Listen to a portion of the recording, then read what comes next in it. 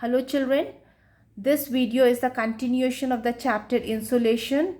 Today we will be discussing in this video the factors, the factors that affect the distribution of the temperature.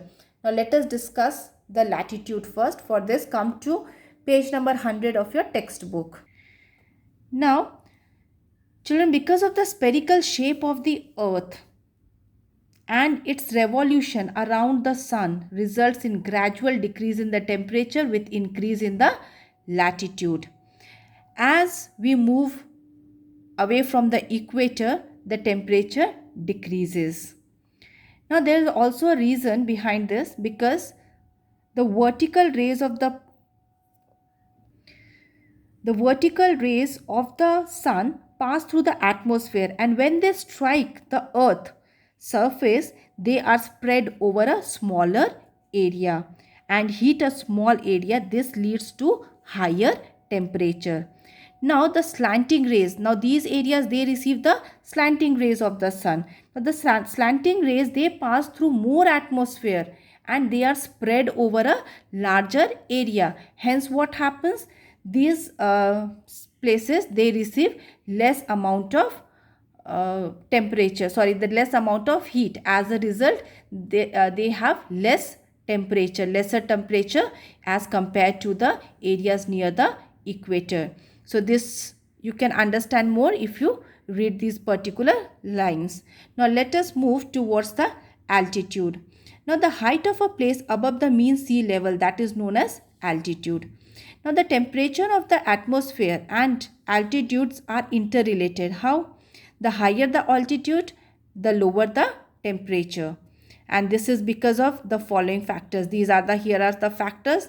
That is, air is cooler at higher altitudes than on the Earth's surface. The main reason for decrease of temperature with height is that the atmosphere is heated from below. I have already told you that the terrestrial radiation, that affects the temperature more on the earth, more by the terrestrial radiation than by the incoming solar radiation.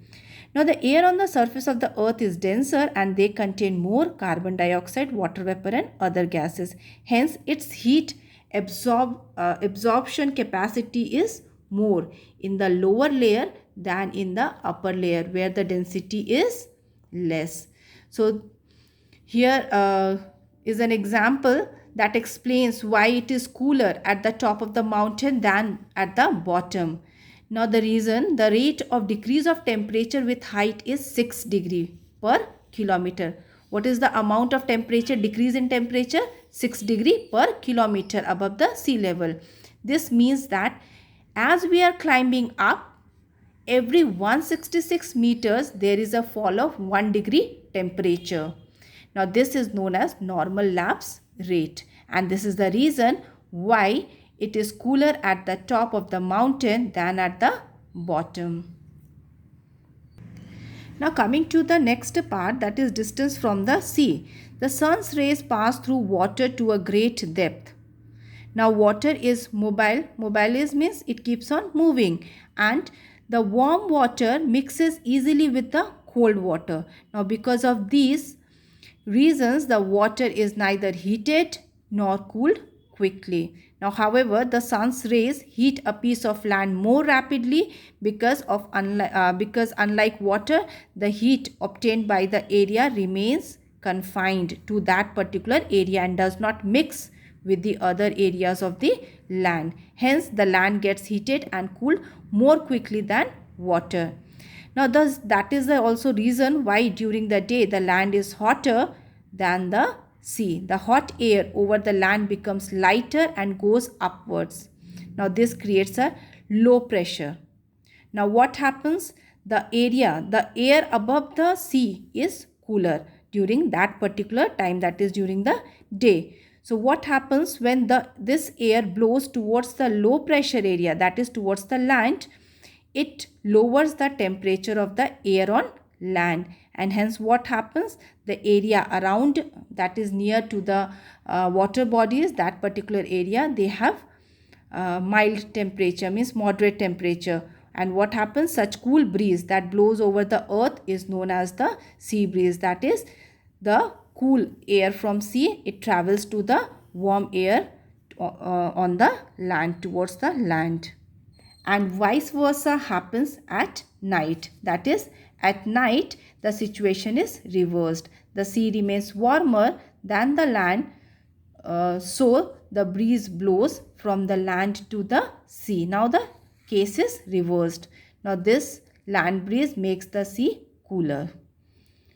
Now this interchange of the breeze maintains the heat balance, hence keeps the temperature moderate.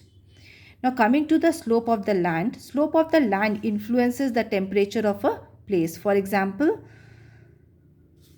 the area with steep slope, it experiences a more rapid change in temperature than a gentle slope. Similarly, temperature may be lower in the valleys than the higher up the slopes.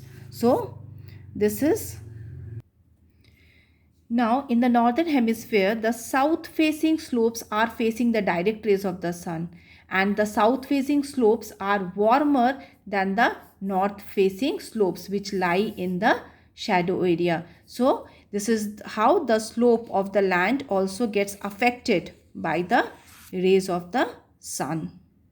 The temperature, the variation in the temperature, it gets affected because of the slope of the land. Now coming towards the winds and the ocean currents. Now we already know that the land masses, they gets heated and cooled fast. Now the water mass, that is sea and the ocean, they retain heat for a long period. Now equatorial waters, they remain hot and give rise to warm currents. Now this in the previous chapter, you must, if you remember, in the previous chapter it was discussed. While the polar water are cold and they give cold currents. The winds from the oceans and the winds from the oceans and ocean currents transport heat to or cold. Okay, that is depends to the areas which areas the heat is the air is coming from, blowing from. Okay, warm currents move from equatorial to the polar latitudes. Now equatorial region, you have warm currents, and polar you have cold currents. Now they transport warm water to cooler regions. Now the current which flows from higher polar latitudes to lower latitudes in the equatorial regions, they carry cool water to warm regions, and this is in this way warm currents along coast make the coastal areas warmer and cold currents make them cooler than usual. So this is all about the factors that affects the distribution of the temperature. Now children, to all these points, all the factors, please go through these paragraphs properly so that you can understand the chapter, and we will be discussing the question and answers in our WhatsApp class.